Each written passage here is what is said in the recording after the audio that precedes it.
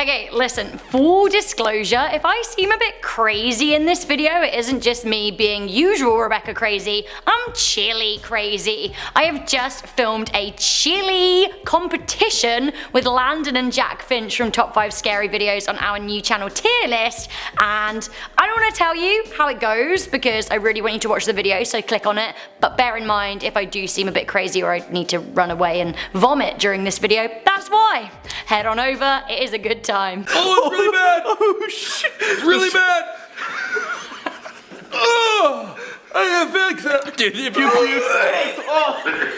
I can't do anything about it! Hello and welcome back to the most amazing channel on the internet. I am your host Rebecca Felgate and you spook lovers wanted this, so it is happening. We are talking the top 10 scary childhood memory stories part 3. Yes, 3. You all love the spooks so much that we are back for another haunting section. The question is though, who is going to pay for my therapy when I'm done with YouTube? You are! You are! Good. Great, glad we cleared that up. Before we get into this video, as ever, I want to know what your scary childhood memory stories are. I've actually included one from part 2 that you left in the comments in this list, so stay tuned for that. Also, please do check out the links in our description box for our most amazing Instagrams. Alright, I'm coming in with a personal story at number 10 because I know you like it when I share, so this is all about sleep paralysis. So this story comes from when I was young, but it also reoccurred last when I was 20 years old, and it was just as horrifying as an adult. When I was between the ages of 7 and then around 12 or 13, I used to get sleep paralysis, which I don't know if you guys have ever had it, but it is truly, truly, truly awful. In Thai culture, I believe they think that it's some kind of like spook sitting on your chest trying to suffocate you, and I think that's pretty accurate. If anyone watching has had this too, I absolutely feel for you. Luckily mine did go away after I hit puberty, except for one morning at a festival, but we'll get there. I still remember the feeling I used to have when I was a child. I'd wake up and I just simply couldn't move. It was as simple as that. I just could not move. Often I'd be face down in my pillow and I'd feel like I couldn't breathe,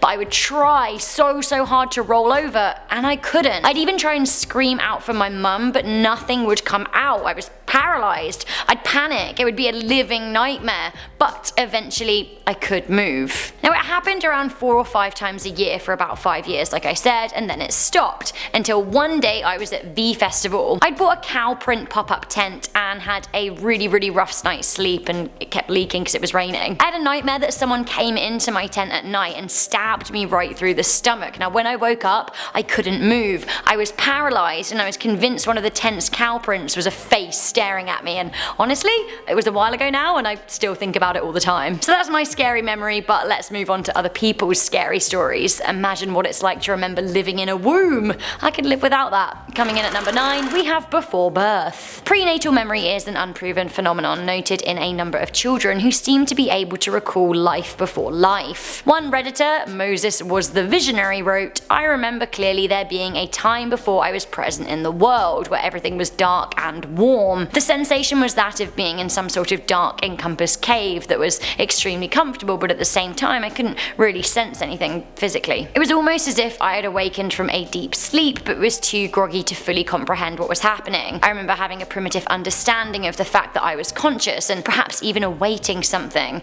but try as I might, I couldn't come up with any concrete details. I can't really help but interpret this as self-awareness of myself in the womb, or perhaps just pre-birth." While they do make the story sound kind of cozy, to me it's pretty horrifying. Other kids claim to remember the actual moment that they were, you know, squeezed out. Blah, blah, blah. The miracle of birth is really not something I want to remember. Okay, so some people remember being born, but what if you didn't have any memory of your childhood whatsoever? Listen to this at number 8, we have the Great Nothing. Redditor Ashy Button said, "I remember almost nothing before the age of 12, and that's kinda creepy on its own." Honestly, that really is creepy. I feel like my earliest memories from when I was super young, I was still in a cot and I remember crying when my auntie came in and turned the light out. So the fact that you don't have any memories until you were 12? Other than that, I do remember things that my sister and I would do from around 4 years old, which is around the time people start remembering things. So I don't know. Why can't you remember anything? What does this mean? Next up, I want to include a story from one of our subscribers, like I mentioned at the beginning of the video. Insomninom shared their story in the comment section of part 2, So coming into number 7, we have the story of the beast. Insomnianom wrote, I have a memory that you could possibly enjoy. I'm an insomniac with a reoccurring nightmare that I've been having since I was 10. Nowadays I'm 20 years old and it happens less frequently, but it was always a large creature that looked like an 8-foot tall demonic animal with black fur and red eyes and white large fangs. It would always stalk me in some post-apocalyptic scenes. Some would even include the Brooklyn Bridge, big gardens, street corners, etc. The worst part was that these scenes were always at night and this creature was invisible unless light breached its fur. The scary part was that the beast was always attached to a chain that was being held by a hooded figure wearing a mask. When that mask came off, it was always myself with black eyes, a stitched mouth, a hollowed out face. It would talk backwards, the beast always coming after me and myself never knowing where I was. I'd try and claw out of my skin and jump at my legs. I'd wake up with scars and burning bruises and it still freaks me out sometimes. To this day, if I'm exhausted and drowsy, I'll see the beast while I drive around out of the corner of my eye, or I think it will, or I'll see the hooded figure in the mirrors around the house. Oh my god, even if you just made that up and it's not true, that is terrifying, and I wonder what that dream means. So you're the one holding a beast that's trying to get you on a chain. I feel like, you know, that's some deep psychological stuff. So I wanted to share another personal story from my family. I talked a bit about this in one of our reality questioning lists, but it seemed like it would also be a perfect fit for this list. Coming into number 6, we have the twins. This story is about the possible dark truth behind imaginary friends. You just never know. In this instance, imaginary friends came back to haunt a member of my family. My auntie Jenny, she's in her 60s now, she can be quite a formidable woman and doesn't take too much nonsense. My mum and her grew up on a farm together, and I actually spoke about that spooky farmhouse in part 1 and 2 if you remember the playroom. Anyway, my mum and my auntie grew up and moved away, and my auntie is now remarried to a man called Colin, who her kids from her first marriage aren't overly enthusiastic about, to put it nicely. They're all a bit more chill now because we're all adults, but something weird happened 10 years ago when my cousins were in their early 20s and they were not here for her husband. It seems that one day Colin lost his watch, but it wasn't just any watch, it was an expensive watch, a family heirloom that he cared a lot about. Now he searched for it everywhere. He searched high and low, he looked in the bathroom, he looked in the living room, he looked in his jeans pockets, his coat's pockets, in the bed, under the bed, behind the bed, in the car, you name it, he looked for it, but he did not find a single thing. Fuming, my auntie immediately thought that the kids were playing yet another prank on her husband. Now she was complaining about them on her coffee break at work. She was a nurse, by the way. Oddly, one of the newer nurses in the company looked at her and said in a really matter-of-fact voice, "Oh, your children don't have the watch. The boy and girl have it." To which obviously my auntie, being a no-nonsense woman, was like, "What are you talking about? What boy and girl?" The woman was still pretty deadpan and she said, "You know, the boy and girl, they're always with you." She advised my auntie to go home and ask for the watch to be returned. Perplexed and bemused, my auntie decided, do you know what, it was worth a punt, she'd do it, even if she was only humouring the lady. So she got back to her house, stood like the no-nonsense woman she is, and said to thin air, "Give it back. Please give me back the watch." Then, I guess she didn't think about it too much. She didn't think the watch was going to make its way back to her, certainly. One night she was on the phone to my nana, her mother, and she told her about the weird nurse at work. And my nana stopped silent on the other end of the phone for a moment and said, "Actually, that's really weird, because come to think of it, when you were little you used to have 2 imaginary friends. They were a boy and girl. Twins. You would walk around the garden with your arms outstretched holding their hands. You always used to be with the boy and girl. You were inseparable." My auntie and my mum, like I said, did grow up on a Victorian era farm that was pretty creepy, so I guess this freaked my auntie out a bit. But the icing on the cake came the next morning when her husband put his coat on to leave the house, put his hands in the pocket, and lo and behold found none other than his missing gold watch. My auntie thanked the boy and girl for its safe return, but has felt very weird ever since. Moving on to number 5, we have The Punishment. Is this another case of an imaginary friend? I found this story on ShareSloth from someone talking about their experience as a babysitter. They said, "I was 17 and babysitting a friend of the family's 6-year-old. He'd been in bed a couple of hours and I peeked in to check on him. He actually wasn't in bed when I checked, so I opened the door wider, and this was when I saw him standing in the corner facing the wall. It was the creepiest thing that I've ever seen. He was young and quirky though, so I asked him what he was doing, and all he did was turn around slowly, smile, put his finger to his lips as if to say shh. I then asked him again what he was doing, and all he said was, "Leave us, this is the punishment." No. Coming into number 4, we have the lady in the blue dress. Now this is another story from good old Reddit. This one is from Mr. Hegel, who wrote, "When I was younger I used to think I was having dreams of an old woman in a blue dress and cat-eye glasses sitting at the end of my bed and singing to me. She'd always sing the same song and then she would leave. One night I followed her into my brother's room, he's younger than me and was around 5. Instead of singing to him, he woke up and they began talking. After 20 minutes my mum came in and asked what we were doing.